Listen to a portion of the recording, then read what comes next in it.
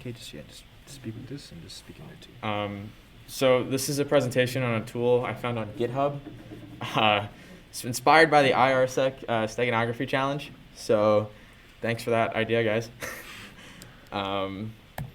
Yeah, so who am I? My name's Colin. I'm a second year CSEC, and I now have a current fascination with PowerShell and steganography. Let's go! And then I play hockey as well. So yeah. What up? I'm Evan. I'm a fourth year. I'm the lead of the Incident Response Interest Group. It's from 3 to 4 every Tuesday. I recommend you all show up. We have a fun time. I also do a lot of defensive security, hence IRIG. Again, show up. And I also do Windows OffSec. Also, I like to ski when I'm not doing security. So, first, let's dig into a little bit of the history. What is steganography? And it's just the practice of hiding information where everyone can see it. It's, in essence, the most ancient forms of steganography is hiding in plain sight. So, breaking down the root of it, stego means hidden and graph means to write. We're just writing hidden messages. So, invisible ink, code embedded into an image. This is all steganography. One example that I'm sure everyone may reminisce about from their childhood is, remember that scene from The Incredibles where he's in the cave and he's using the eyes to figure out where to look? That is technically steganography. A message is hidden in plain sight, but you have to look at it the right way.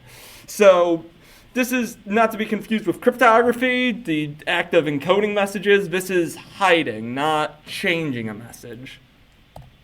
So now let's start bringing in some relevance into digital steganography. So hiding messages in files, in codes, and messages.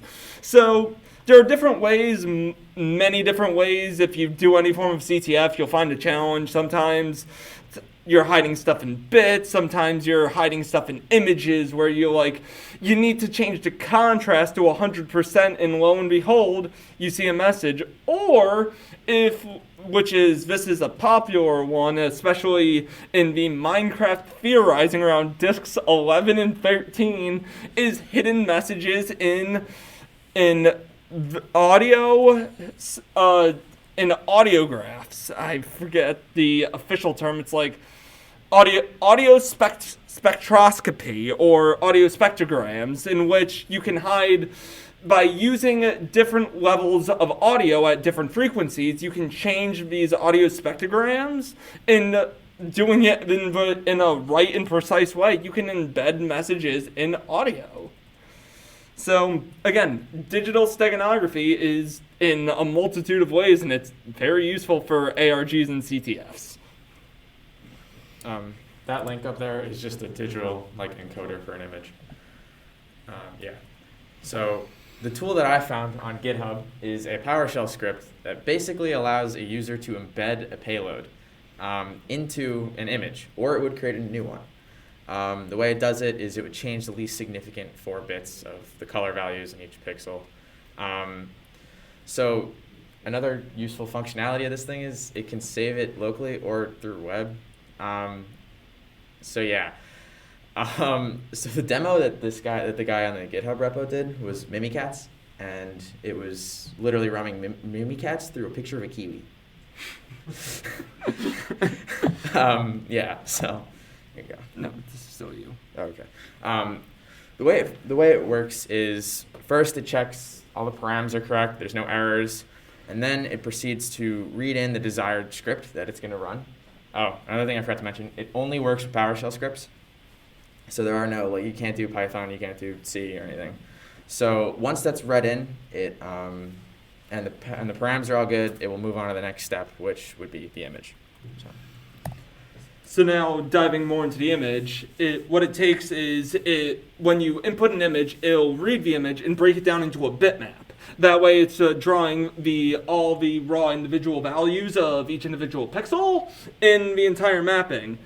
Once it takes that, it will loop over it, and then it will start fudging with the least significant bit, and whatever you give it as an input, it will break that down as well, so that way the script is just dealing with the raw bits.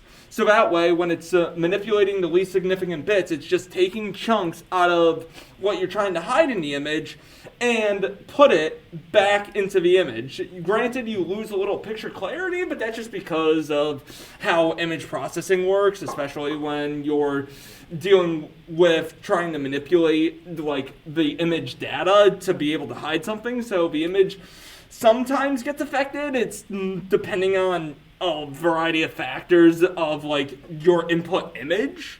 But overall, what it does is it just loops through both your input image and your input file, and then just merges the two together through the least significant bits. So if the script generates its own image for that payload, it will work a bit differently. Basically, it would just take the size of the embed like payload and just create a bitmap of its own making and just put in like the bits for that bitmap. So obviously that image is not going to be coherent at all. It will just be random colors and random just anything. Yeah, also all of these images will have to be saved in as a PNG because of the way JPEG works for compression. So, like, one example is this can be used for C2 control. So, what's suspicious about just opening a file called beach.png? Nothing. But unless you actually investigate it, it's not like it's just random colors on a screen that just so happens to be instructions for a C2. So, steganography can merge into active like C2 infrastructure as a way of controlling. So that's just one of like the more idealistic scenarios in which this could be applied outside of like a CTF or sending hidden messages to somebody. So the demo, I tested this on a VM, and mainly I didn't want to do this live because this is a very weird script to get to work. So I just used a random PowerShell script that was kind of large. It's called get network statistics. And I didn't actually use an image because I couldn't get it to work. So if you can get that to work, good job. So that's the image that was created with that, with PSImage. And as you can see, this is not coherent at all. This doesn't look like anything. But another cool little, I guess, fact that I noticed was the script itself is 17.8 kilobytes, while the image is only 8 kilobytes. And then this is just the command / what it displays as it's running. So yeah, these are just the GitHub repos for the scripts I used. And that's it. Yeah. You guys have any questions? No? So you can embed, Yeah.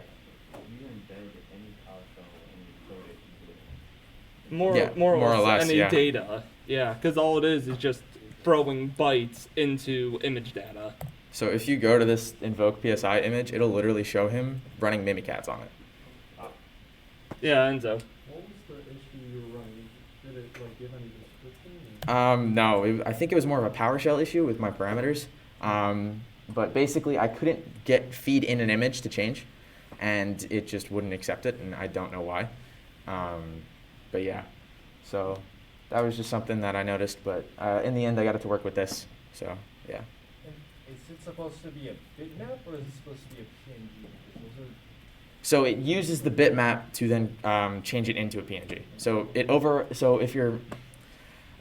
if you're feeding in an image, it will take the bitmap of that image and just change the values within it, and then it'll convert it into a PNG. It uses the bitmap to be able to manipulate the data before converting it back. So it converts it from PNG to bitmap, does the manipulation, converts it back to PNG. Just another note: the larger the script that you're going to use to like embed into it, the more image clarity you will lose if you feed in an image, just because of the way compression works for images. Yeah. so you have this demo.png and if you click on it, it'll run the script. Yes. Can you demo that? I have it on a different computer. Sorry. Yeah. I know that was my bad. But yeah, the output I wasn't quite sure if it was working. I think it is, but I'm not too sure. But yeah. So yeah, if that's it, thank you.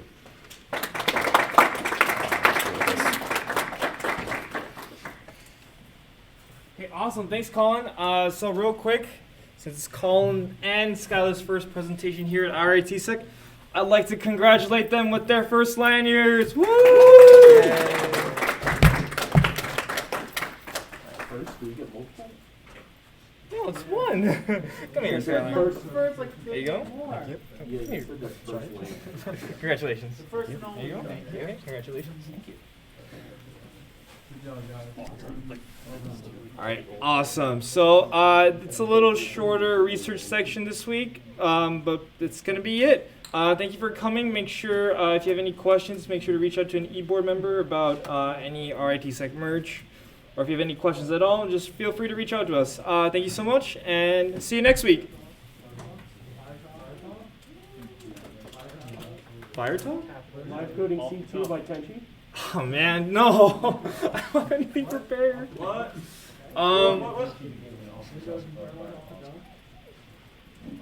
Off the dome? Oh, try Hack Me demo? Okay, we can do that. Yo, doing it right off the Chrome How Dome? many times can we paste Tenchi's referral link in the Discord? We Chrome Dome in this? Write a WMI script and spawn on all computers in the lab. All it does is opens Calculate. Tenchi's, opens Tenchi's, Presentation.